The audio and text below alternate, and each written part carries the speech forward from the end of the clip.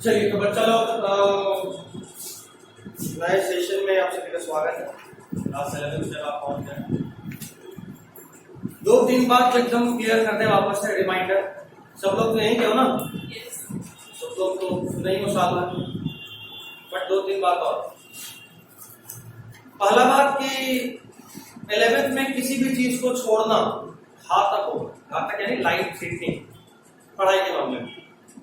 एक दिन छूटा कोई चीज तो फिर वो बाद में इतना हेवी लोड हो जाता है कि नहीं समझ पाता। उसको जमा कभी भी किसी भी हालत में नहीं होने देंगे, ठीक है? जमा किसी भी हालत में नहीं होगा। अच्छा विभा है,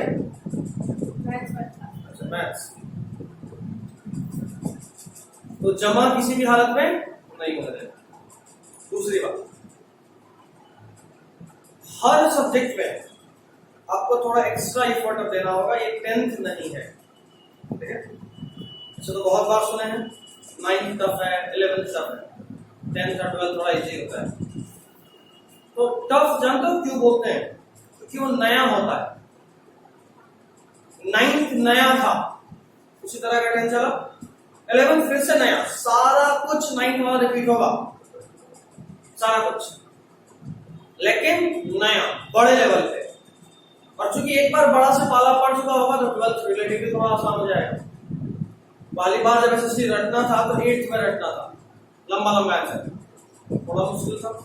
9th में थोड़ा आसान, कम से कम 8th के मुकाबले तो आसान लगता है। क्या ठीक है, आपको रटना ही है, 2 पेज रटना है, मन मान लेता है।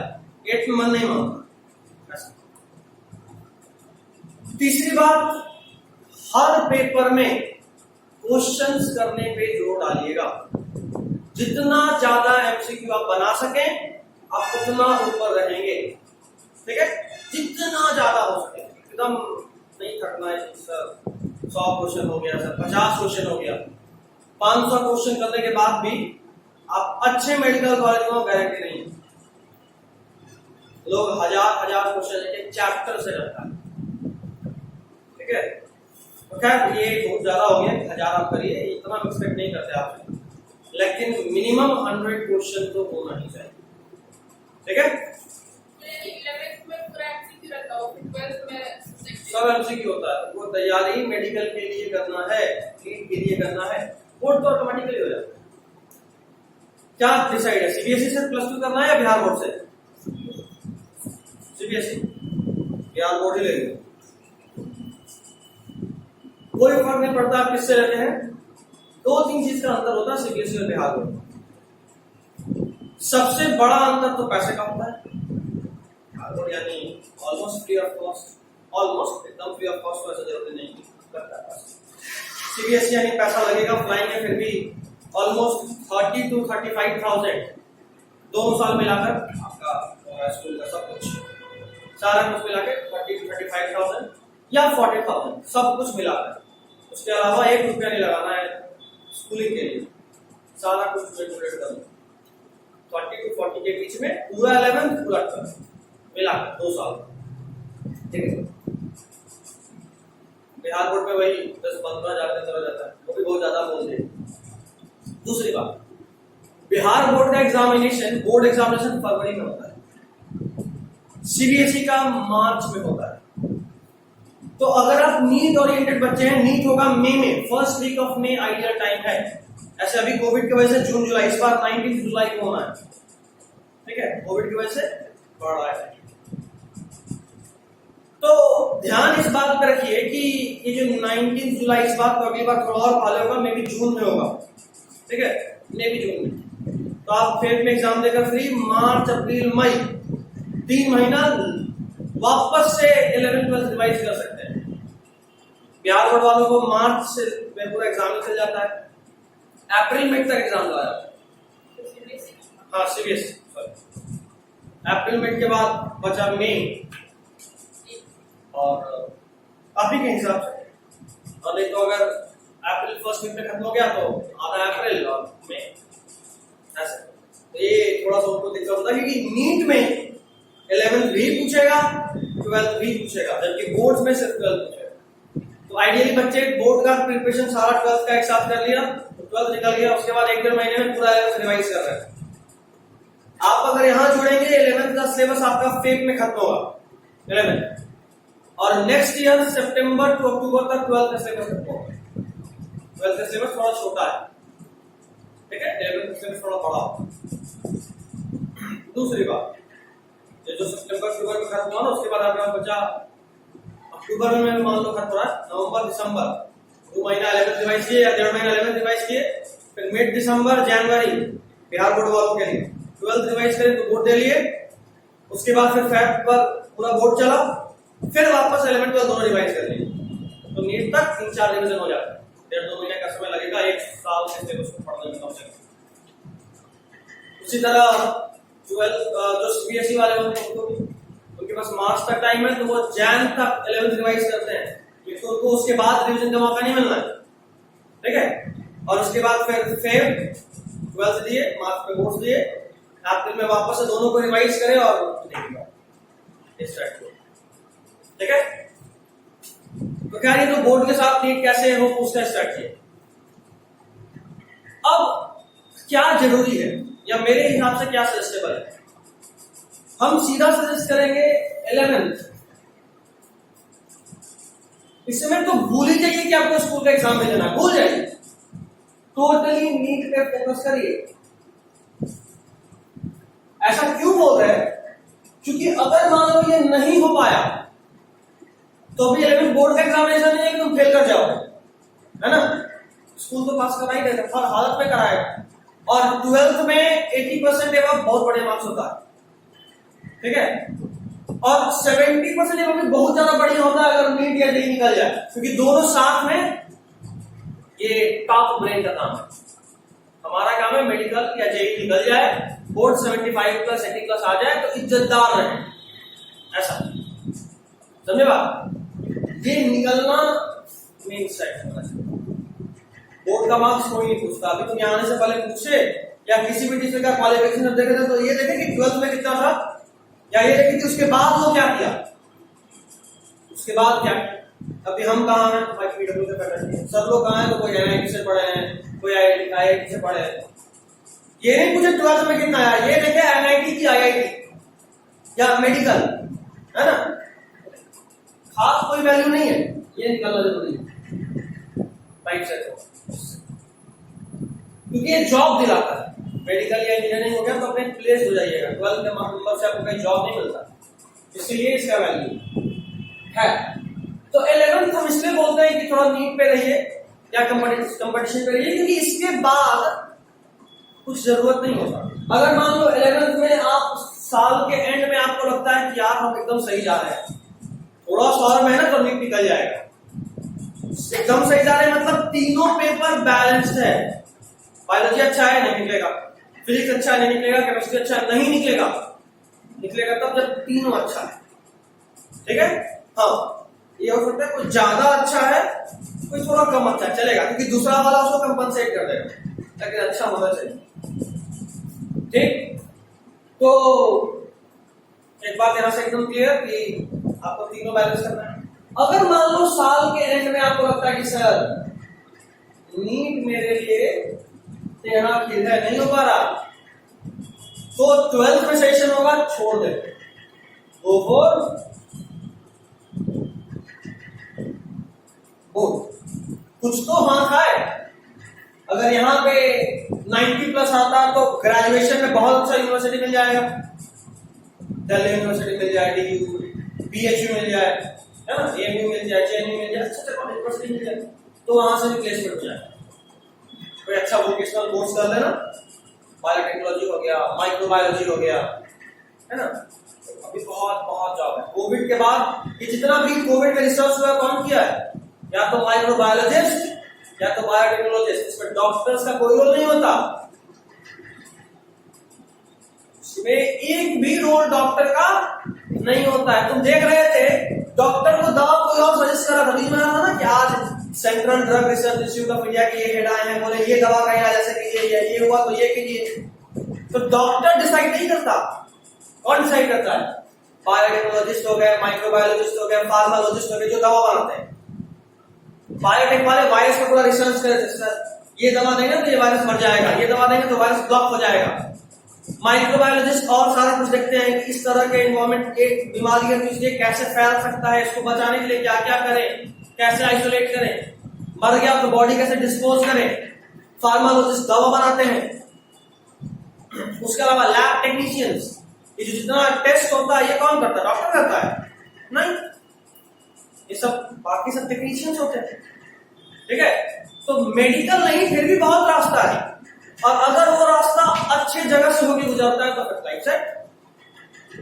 अगर कोई एम्स दिल्ली से बीएससी नर्सिंग भी कर रहा है, नर्सिंग यानी कंपाउंडर वाला काम, अगर एम्स दिल्ली से कर रहा है तो क्या वो छोटा मोटा कंपाउंडर बनेगा?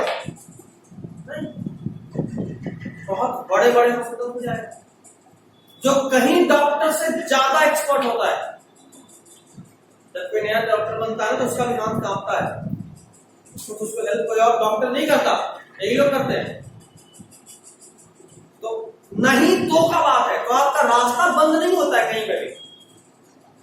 सारा का सारा जनरल कंपटीशन का रास्ता खुला हुआ है। ये नहीं आपको मन कर रहा है, घर वाले लोग अक्सर बोलते हैं ना, मैथ्स लोगे तो कुछ भी कर सकते हो, बैंकिंग कर सकते हो, रेलवे कर सकते हो, ये भी लेके कर सकते हो, हम खुद फॉर्म भर सकते हैं, बायोलॉजी वाले भर सकते हैं। यहाँ तो एक बार एसएससी का भरे भी हैं, एग्जाम नहीं दिया था लगभग, लेकिन घर वालों को देखिए भर सकते हैं, हम शौक से नहीं भर रहे, तो आपका कोई रास्ता बंद नहीं होता। हाँ, जैसे कुछ बायो वालों का रास्ता स्पेसिफिक होता है, अभी मेडिकल एग्जाम मैथ वाले के दे सकता है, नहीं दे सकता। उसी तरह हम लोग इंजीनियरिंग नहीं दे सकते, एनडीए नहीं दे सकते, समझ रहे हो? जब कुछ कुछ मैथ्स का स्पेसिफिक होता है, बाकी सब कुछ दोनों में कॉमन है। क्या ये नहीं तो बोर्ड पे फोकस करना, बोर्ड अच्छे से निकल जाए, किसी अच्छे यूनिवर्सिटी में चले जाओ और साइड का जितना भी ब्रिज कोर्सेस है मेडिकल के आसपास वाला वहां चले जाओ, वहां भी बहुत अच्छा भी। ठीक है, नहीं तो फिर टीचिंग लाइन, नहीं टीचिंग लाइन यानी क्या? नॉर्मल स्कूल छोटे छोटे बच्चे को पढ़ाने वाला नहीं, बड़े लेवल पे, या तो कोई प्राइवेट बड़ा कोचिंग पकड़िए, बहुत ज्यादा पेमेंट, जितना बैंक वाला ज्वाइन करता है ना उसके डबल पे हम भी अभी ज्वाइन करेंगे, आज ही पीडब्ल्यू ज्वाइन करेंगे, 11 बजे ज्वाइन करना, उसके डबल पे ज्वाइनिंग ऐसे होता है। ये हो गया, बोर्ड साहब घुसे तो अच्छे से कर लीजिए, यहां से आगे निकल, उसके बाद उसे छोड़ दीजिए तो 12 संभाल गया। और अगर मैं आपके नीट निकल सकता तो फिर इसको छोड़ देंगे, पास ही करना ना, कर लेंगे हम, नीट निकालेंगे। समझे बात? ये रहा आगे का प्लानिंग।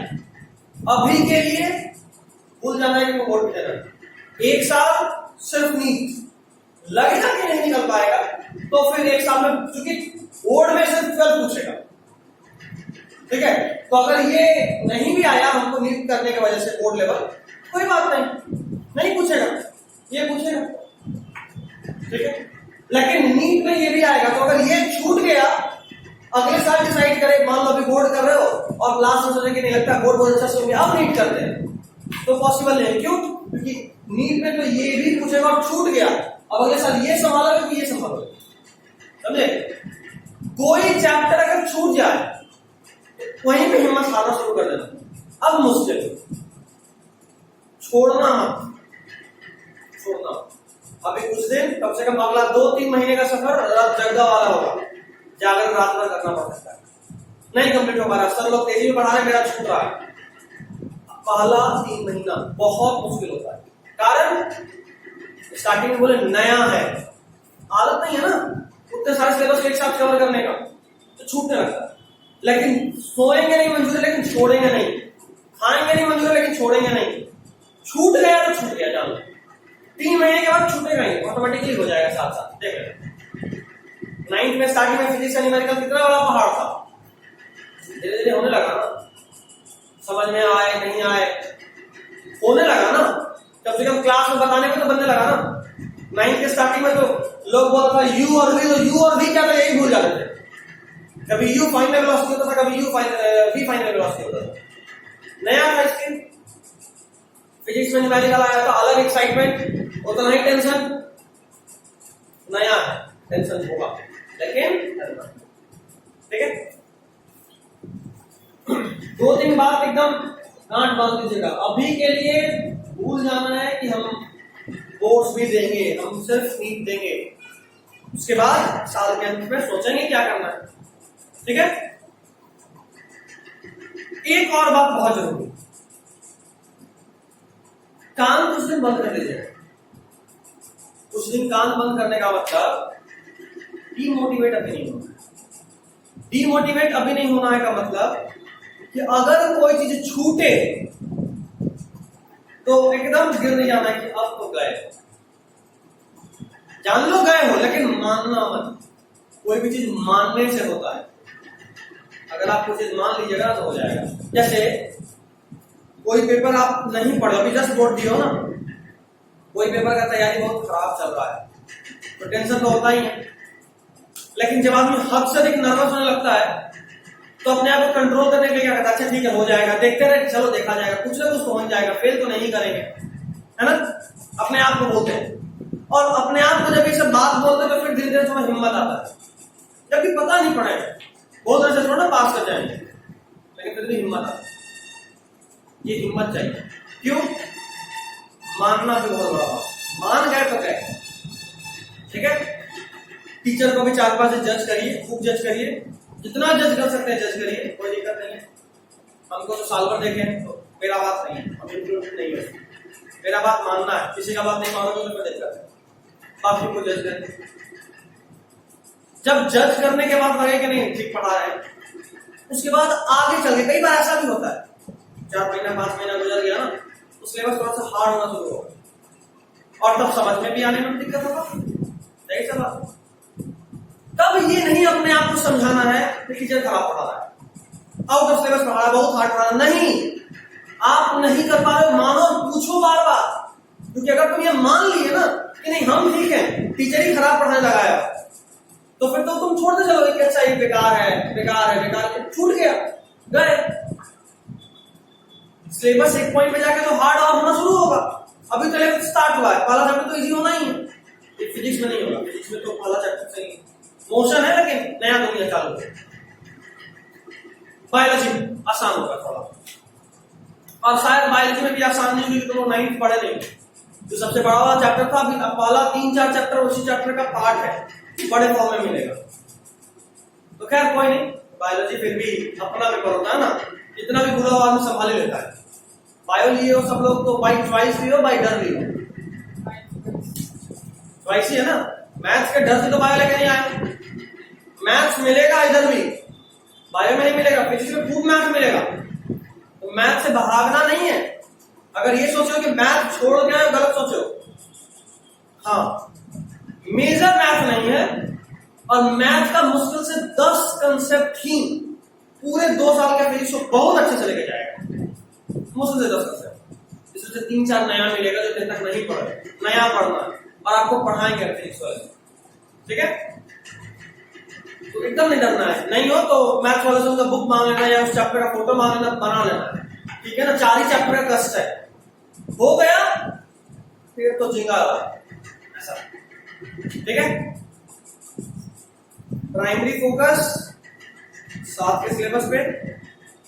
दूसरी बात, किसी और का नहीं सुनना है। तीसरी बात, भरोसा अपने टीचर्स पे। आज सही पढ़ा रहे हैं, कल भी सही पढ़ाएंगे। ठीक है। और चौथा 5वां बात कि किसी भी हाल में सिलेबस होना नहीं, भले ही रात में सो नहीं पाए। मेरा बात पकड़ रखना, भले ही रात में सो नहीं पाए, सिलेबस मत छोड़ना। जो साथ में चल रहा है क्लास में खत्म करना है। यहाँ पे स्टार्टिंग में डेली का रूटीन बनाना है, डेली क्लासेस होगा।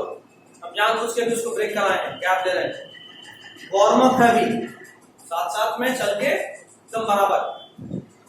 थोड़ा सा घर परिवार से कटना पड़ेगा, 2-3 साल कटना पड़ेगा। यानी अब कोई शादी वादी मेरे लिए नहीं है, इसी परिवार में थोड़ा साइड है।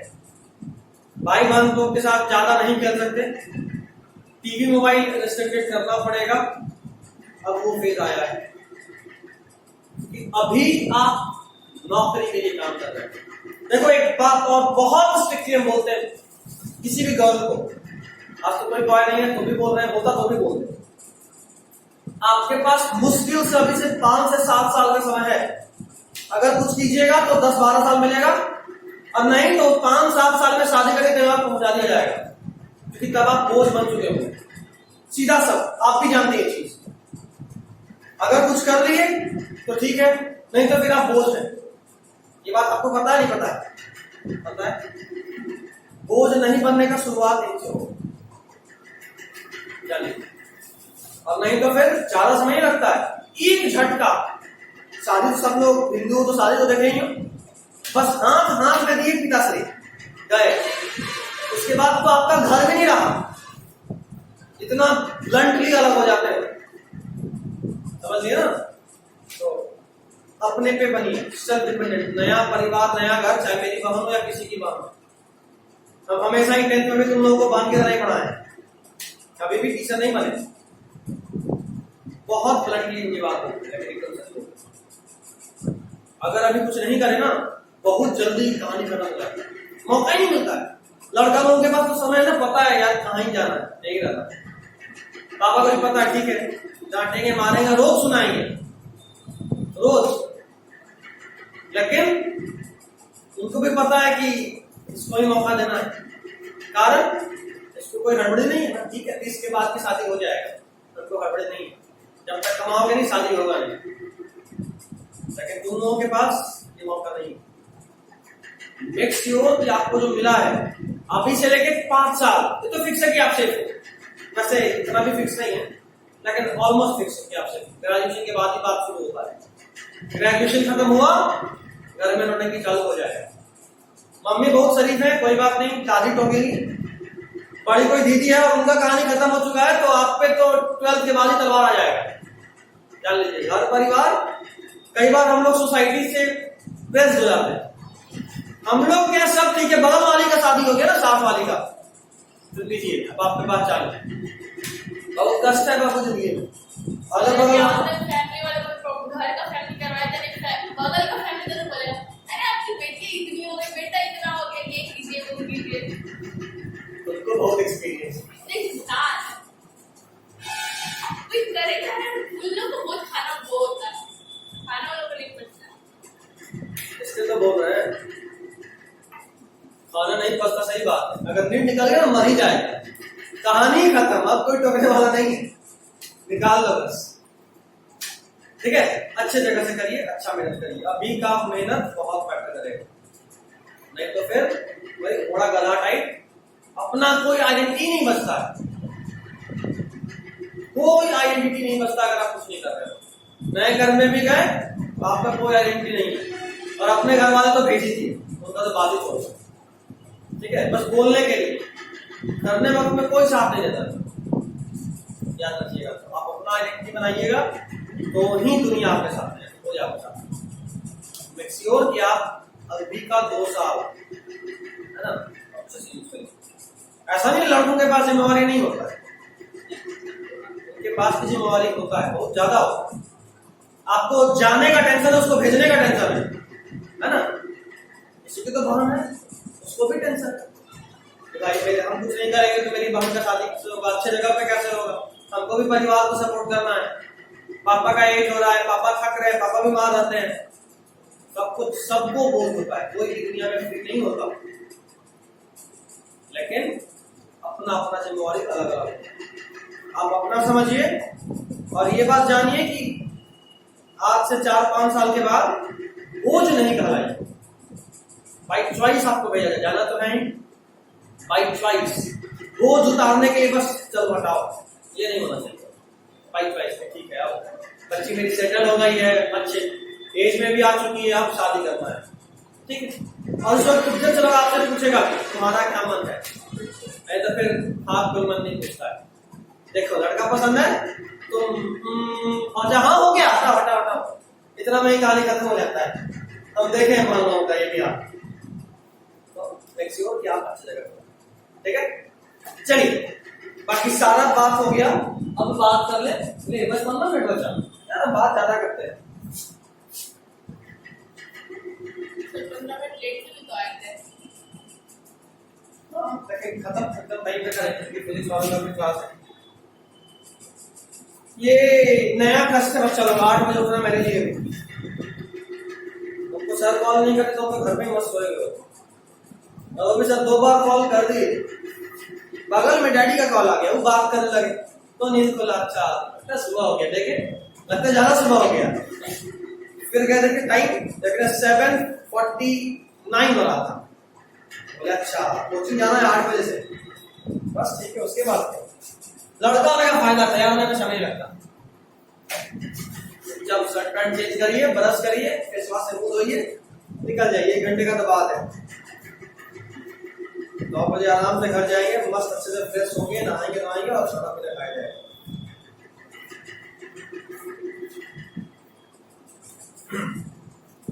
आने वाले समय में आपको यहाँ पे और भी फैसिलिटीज मिलेगा। आप सब जानते हैं आपके पास डीपीपी है। अभी आप डेमो देख रहे हैं, 4-5 दिन देख लीजिए। पसंद आने के बाद आपका पेमेंट होगा। पेमेंट होने के बाद आपको बैग, डीपीपी और मंथली वीकली टेस्ट, हर फ्राइडे को आपका टेस्ट होगा। ठीक है, हर फ्राइडे को आपका टेस्ट होगा।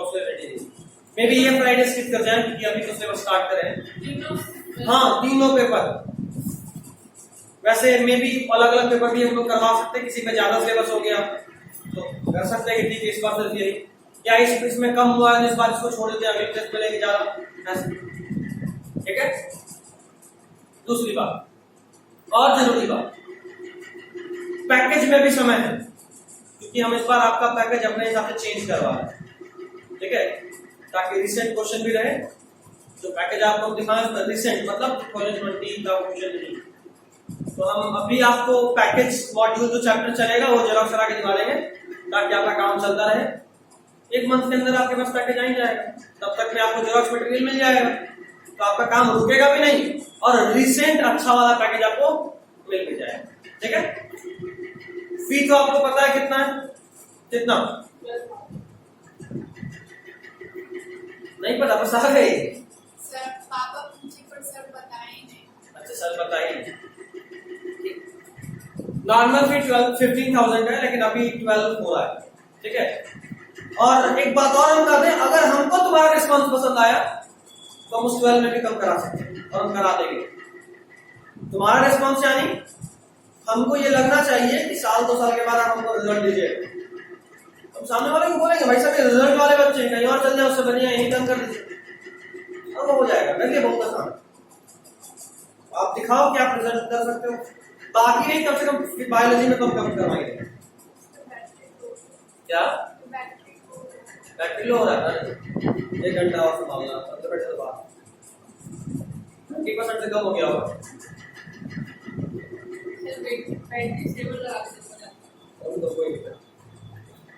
चलिए, लिविंग वर्ल्ड कॉपी खोल लीजिए। बुक का कोई जरूरत नहीं है, आप सारा कुछ जानते ही हैं कैसे होता है। एनसीईआरटी लेकिन सामने में रखिएगा।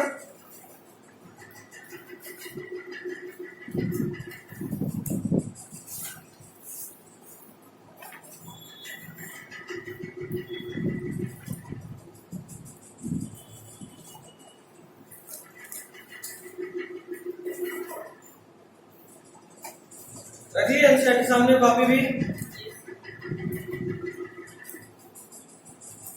चलिए, एनसीईआरटी में क्या इंपॉर्टेंट है, क्या लगता है? बुक आपके सामने जरा देखिए तो कहां से पढ़ना चालू करिएगा एनसीईआरटी? इंट्रोडक्शन तो छोड़ ही दोगे, ये तो आपका आदत ही होगा।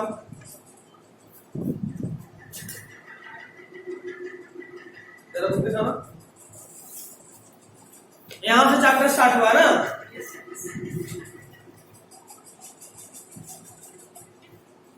यहां से भी नीट में क्वेश्चन आया है और यहां से नीट में क्वेश्चन तो 2 साल पहले आया है। साइंटिस्ट के बारे में दिया हुआ और कुछ नहीं, साइंटिस्ट के बारे में दिया हुआ है। तो एनसीईआरटी कितना इंपॉर्टेंट हो सकता है देखिए। यहां भी दिख गया तो पूछ देगा। उसके अलावा हम लोग कहा होता है 11th में बहुत काम कहा है बाबू एनसीईआरटी पर यहां से शुरू करें, बट एक क्वेश्चन पूछता कहां से? एक आधी साइड से पूछता है, बीच से तो हम लोग पूछेगा ही पूछेगा। यहां से पूछते हुए देखें summary.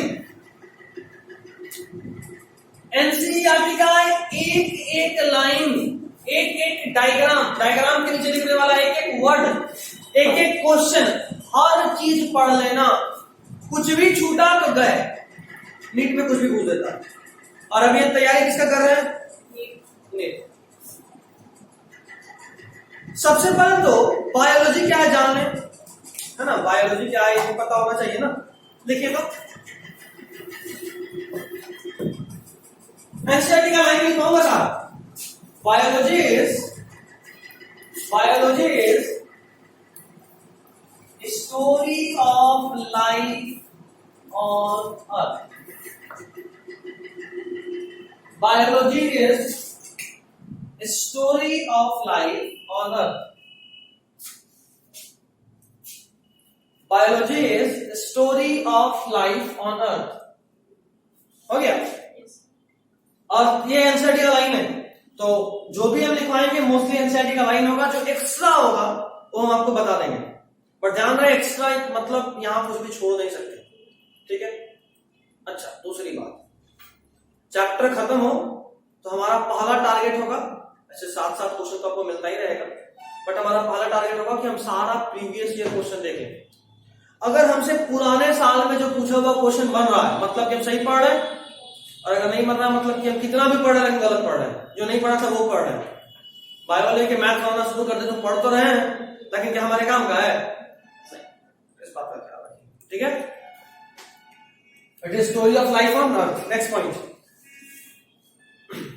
All present day organisms, all present day organisms are related to each other. All present day organisms are related to each other. Related to each other and with organisms. All present day organisms are related to each other and with organisms. And with organisms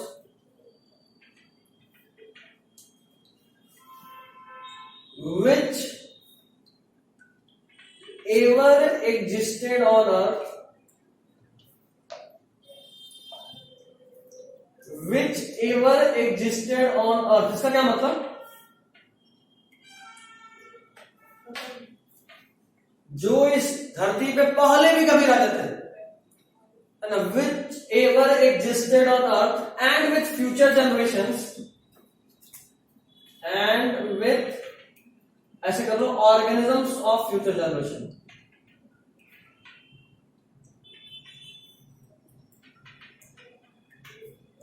and with organisms of future generations and with organisms of future generations with a common genetic material, या by करो, by a common genetic material।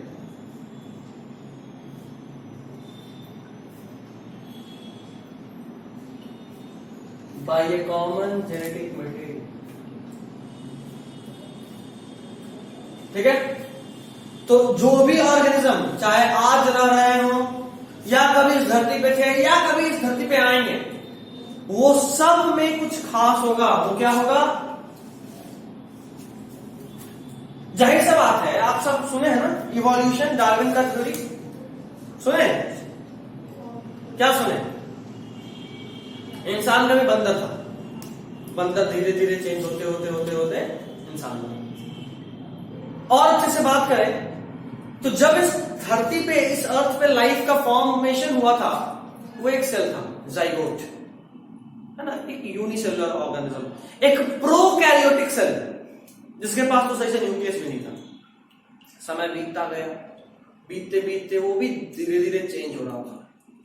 Change होते होते उस हजारों prokaryotic cell में अचानक से गलती से, कई बार एक बच्चा जन्म ले लेता है ना जिसका पूंछ भी हो, जिसका 6 उंगली हो, होता है ना, उसी तरह गलती से कोई एक ऐसा सेल बन गया जिसके न्यूक्लियस के ऊपर एक मेम्ब्रेन भी था, समझे? तो कुछ अलग था। एक्समैन देखे मूवी? नहीं, छोटा। स्पाइडरमैन नहीं देखे। शक्तिमान तो सुने ही होंगे। तो अचानक से कोई एक ऐसा आदमी जन्म ले जिसके पास सुपर पावर है, चलेगा इतना? मान लेते हैं। वैसे ही अचानक से कोई एक ऐसा सेल डेवलप कर गया जो थोड़ा और डेवलप्ड है, तो जाहिर सी बात है कि जो अच्छा अगर अभी शक्तिमान चाहे तो इस पूरी दुनिया पे कब्जा कर सकता, क्योंकि बाकी सब कमजोर है उसके मुकाबले। उसी तरह जो एक सेल जो यूकैरियोट हो गया, जिसके ऊपर न्यूक्लियर मेम्ब्रेन आ गया, मेम्ब्रेन बाउंड सेल ऑर्गेनेल्स आ गए, वो थोड़ा ज्यादा डेवलप्ड है, तो बाकियों से तो और अच्छे तरीके से अपने सराउंडिंग में जो भी न्यूट्रिएंट्स अवेलेबल है उसको यूज करेगा, और अच्छे से डेवलप करेगा, और अच्छे से ग्रो करेगा, है ना। तो प्रोकैरियोट से ज्यादा अच्छे तरीके से रिप्रोड्यूस करेगा, क्योंकि ज्यादा न्यूट्रिएंट्स ले रहा है, सराउंडिंग को ज्यादा अच्छे से यूज कर रहा है, होगा ना। तो इससे क्या होगा, अब वो प्रोकैरियोट वाला धीरे धीरे कम होता चला जाएगा, यूकैरियोट वाला ज्यादा होता जाएगा। क्यों? 100 इंसान के बीच में एक शक्तिमान आ गया, ज्यादा खाएगा तो बाकियों को कम खाना मिलेगा, बाकी भूख से मरेंगे, कुछ को वो मार देगा, है ना, इस तरीके से।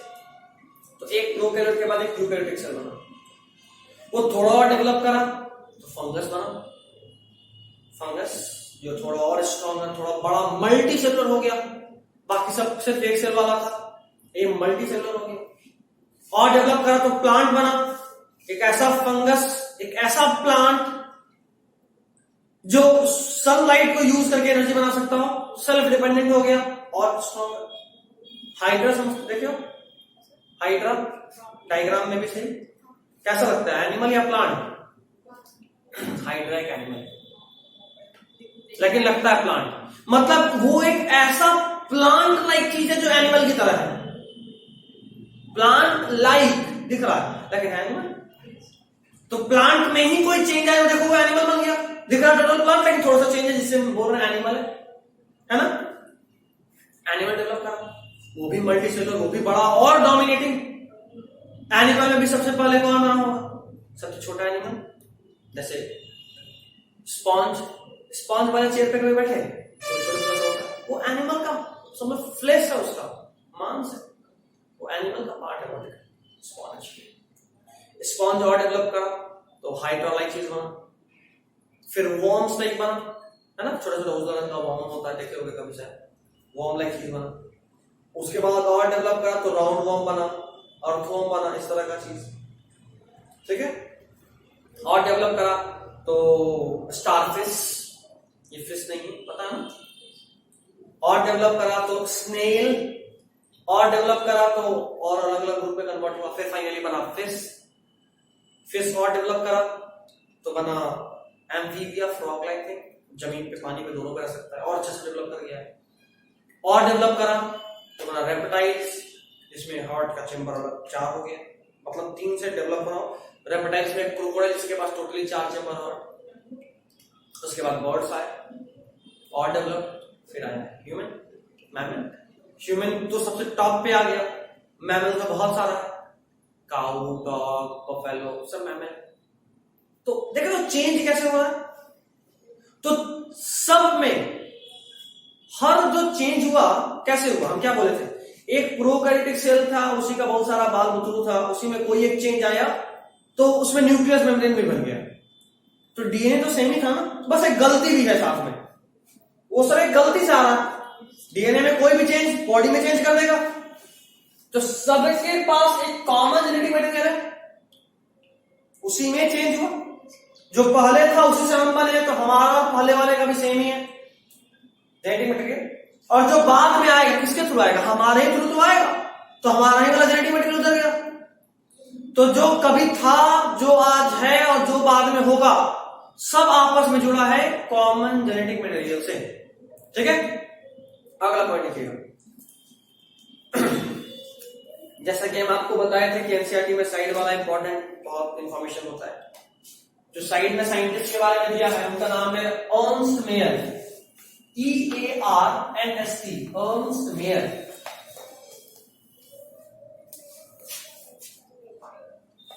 लोकल इंस्टीट्यूट्स और बाहर में पढ़ने का सबसे बड़ा फायदा ये होता है कि लोकल इंस्टीट्यूट्स सिर्फ आपको उतना पढ़ाते जितना आपको नेट पे काम है, वो आपको ऑल इंडिया टॉपर बनाने के लिए नहीं पढ़ाते हैं। तो कोई भी बच्चा जो एवरेज है वो रिजल्ट लोकल से निकाल सकता है।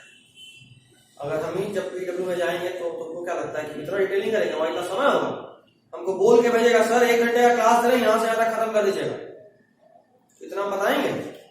मेरे को क्या फर्क पड़ता, पैसा ले चुका है, हमको पैसा मिल जाएगा, पहाड़ में जाए बच्चा, हमको बस सिलेबस पढ़ाना है, ये फायदा होता है। ये सब चीज हमेशा दिमाग में रखिएगा। आपको जो भी यहाँ बताया जाए वो कभी यूट्यूब पे कुछ देख के डेविएट नहीं कर जाइएगा। यूट्यूब पे बोलने वाले भी हमें में से कोई होते हैं, हमें भी भगवान अगर चाहे तो कभी हम भी यूट्यूब पे बोल लेंगे पीडब्ल्यू वाले के चैनल से। अगर नहीं जाना तो कभी भी बोल सकता है कि सर एक क्लास आप ले लीजिए। ध्यान रखिएगा, ये सब चीज आपके लिए पर्सनलाइज है। लोग यहाँ पे पर्सनली आपको जान रहे हैं। पीडब्ल्यू में लाखों लाख में क्लास लेंगे तो तुम भी होगे खाक, हमको बताइए कि तुम कहाँ हो। यहाँ पता है तुम क्या कर रहे हैं, ठीक है। चलिए देखिए, तो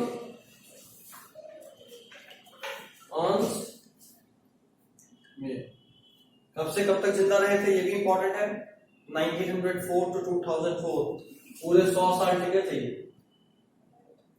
सेंचुरी बना के आउट हुए। बहुत बड़े साइंटिस्ट, बहुत बड़े साइंटिस्ट। ये इतने बड़े साइंटिस्ट कि इनको हम लोग पेट नेम में दिए। पेट नेम हमारा भी कोई ना कोई दोस्त लोग देता ही होगा। ये अलग बात है कि हम अपना दोस्त वाला नाम बता नहीं सकते, इनको बहुत अच्छा नाम मिला था। इनको बोलते हैं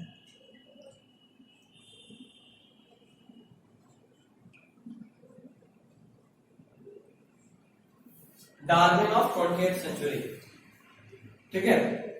क्यों भाई, क्यों ऐसा क्या कर दिए थे? तो ही हैज गिवन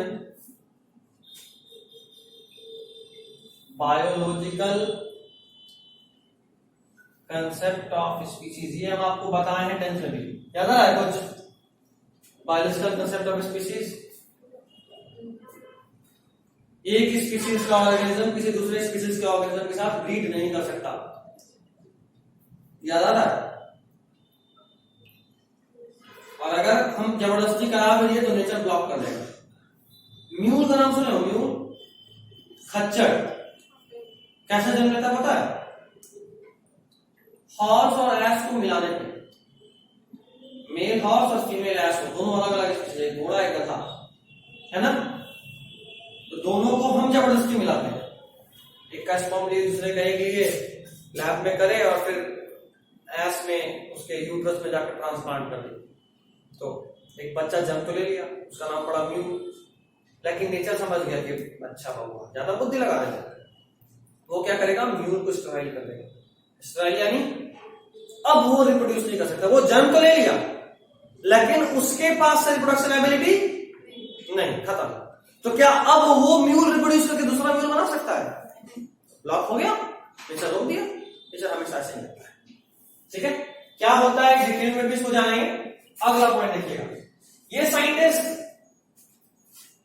को अभी के टाइम में बायोलॉजी फील्ड में 3 दुनिया का सबसे बड़ा प्राइज है, इनको तीनों मिला है। He has got triple crown of,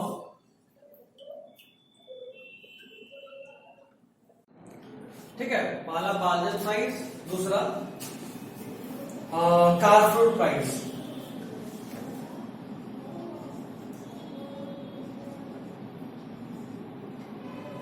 और तीसरा इंटरनेशनल प्राइज इन बायोलॉजी।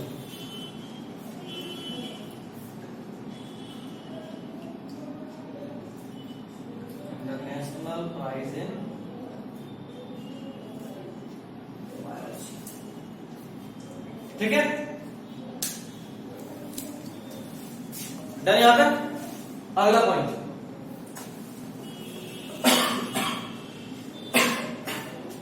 देखिएगा, फादर ऑफ बायोलॉजी किसको बोलते हैं? देखिए, father of biology and zoology, zoology और बायोलॉजी दोनों के एक ही फादर है, नाम उनका Aristotle. Father of biology and zoology कौन? एरिस्टोटल। फादर ऑफ नॉमेनक्लेचर, ये सब एक्चुअली 9th में पढ़ लेना होता है, लेकिन तो चैप्टर के डिलीट कर देना। Father of nomenclature, nomenclature, nomenclature, nomenclature क्या होता है? The science of naming of organisms. जैसे इंसान का साइंटिफिक नेम क्या है? ह्यूमन का साइंटिफिक नेम होमो सैपियंस, सुने कभी? तो ये सब जो साइंटिफिक नेम लिखाता है वो इस साइंस के थ्रू लिखाता है। तो फादर ऑफ नोमेनक्लेचर नहीं पता, अच्छा तो आगे पढ़ना डिटेल में नोमेनक्लेचर, बट फिर भी चाहो तो ब्रैकेट में लिख सकते हो, science of naming of organism.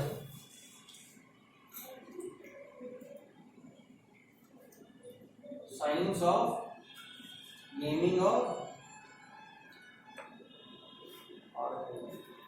Nomenclature, science of naming of organisms. ठीक है, नेक्स्ट। अच्छा कौन थे भाई ये तो बताइए ना। कार्लस लिनियस,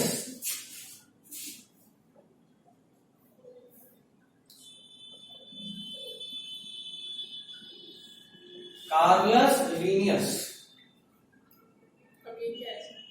नाम है साइंटिस्ट का, कार्लस लिनियस। ठीक है, next. Father of botany, botany समझते हो ना, जूलॉजी बॉटनी तो समझते हो ना। जूलॉजी किसको बोलते हैं? बायोलॉजी का वो पार्ट जिसमें हम लोग एनिमल्स के बारे में स्टडी करते हैं। ठीक है, बायोलॉजी का वो पार्ट जिसमें हम लोग एनिमल्स के बारे में स्टडी करते हैं उसको क्या बोलते हैं? जूलॉजी। और बॉटनी किसको बोलते हैं? बायोलॉजी का वो पार्ट जिसमें हम प्लांट्स के बारे में स्टडी करते हैं। लिख लीजिए, मैं नहीं बताऊंगा।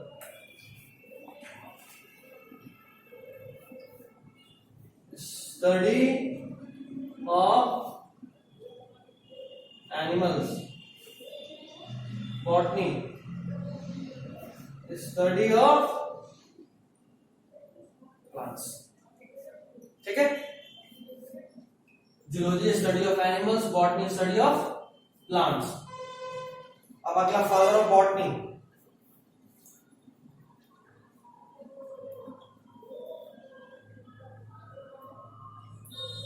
Father of botany Theophrastus, थियोफेरेस्टस।